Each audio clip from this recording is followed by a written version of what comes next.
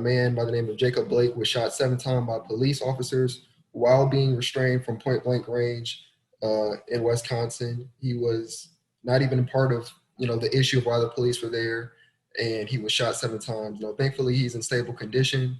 But I want to ask you, what do you think about police reform, and what should it be necessarily? Ooh, that's a big question. Well, I mean, obviously, I think you guys can all hear me, right? Yeah, I see you all nodding your head. I've gone through the pages to look at all of your faces.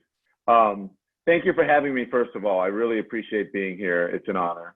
Again, that's a big question. What do I think of police reform? Obviously, we need police reform. The question is, how do we do it?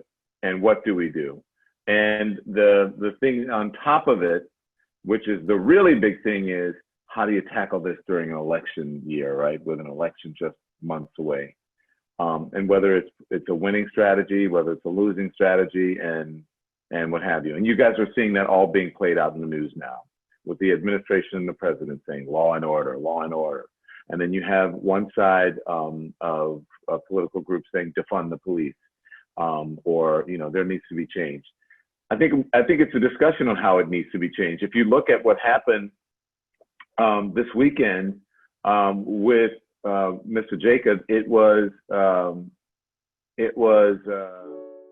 a domestic situation that led them to the house where they went to. And apparently he wasn't involved in the domestic situation, but he was trying to de-escalate the situation.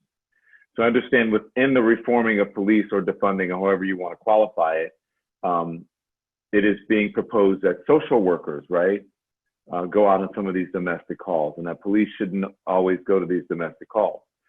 Domestic situations are can be some of the most violent and volatile situations that police can go on. They have a history of being violent. That's why they're coming to the house, to break up arguments or to break up fights.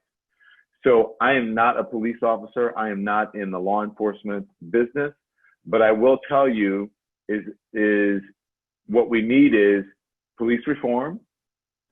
And we also need people to understand how to behave or to act when police officers show up. No one should lose their life or be shot in a domestic situation. Police should be trained to de-escalate a situation.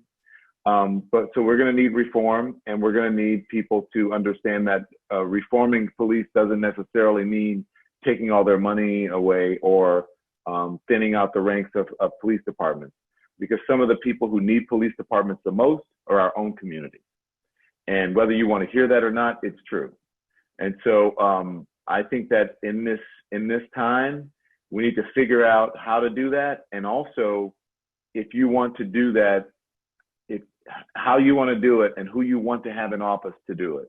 Do you want to have President Trump in office to be able to help with the police reform situation? Or do you want to have Joe Biden in office to help deal with the police reform situation? There's one person who wants to talk about it, and another person who doesn't. One person who's pure law and order, and another person who wants to somehow bring both together. So I don't know exactly what it looks like because I'm not a law enforcement agent, but I think as citizens and as consumers of the news, we need to figure out, and we need to be more literate about exactly what we're talking about, exactly what's playing out in our neighborhoods, exactly what we're seeing before we make a decision on what should happen. All right. Did I answer your question?